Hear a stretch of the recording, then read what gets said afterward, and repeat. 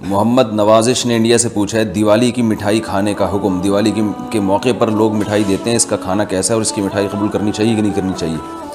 اس پر پوری امت کا اجماع ہے کہ جو بھی غیر مسلموں کے مذہبی تہوار ہیں، مذہبی رسومات ہیں، ان میں کسی قسم کی شرکت جائز نہیں ہے۔ قرآن مجید نے غیر مسلموں کی دو اقسام بیان کی ہیں، لا ينهاكم الله عن الذين لم يقاتلوكم في الدين ولم يخرجوكم من دياركم ان تبروهم،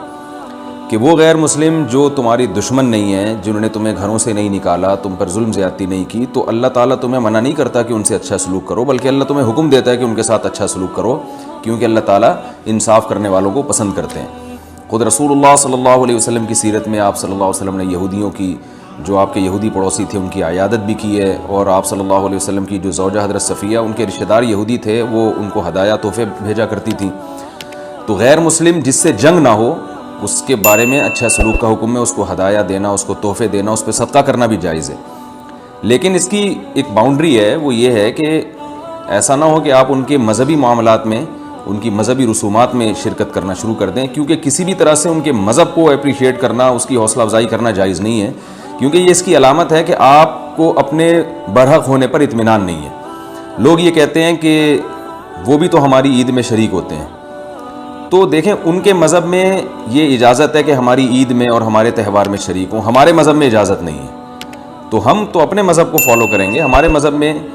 کرسمس ہے یا جو بھی ان کے مذہبی تہوار ہیں، ان میں کسی بھی قسم کی شرکت کی ہمیں شریعت میں اجازت نہیں دی ہے۔ ہاں، قرآن میں اللہ نے دوسرے مقام پہ فرمایا کہ اس کی گنجائش دی ہے کہ الا ان تتقوا منہم تقاہ، کوئی خطرہ ہو، اندیشہ ہو، آپ ایسی جگہ پہ رہتے ہیں جہاں غیر مسلموں کا غلبہ ہے، اور اگر آپ نے بالکل ہی بائیکاٹ کر کے رکھا تو آپ کو خطرہ ہے کہ وہ یعنی آپ پہ ظلم زیادتی کریں گے، تو ظلم سے بچنے کے لیے یا زیادتی سے بچنے کے لیے جس حد تک یعنی آپ ان کے ساتھ رہ سکتے ہیں یا گنجائش ہے اس میں، جس حد تک آپ ان کے ساتھ جو ہے وہ جوڑ پیدا کر سکتے ہیں تو کریں،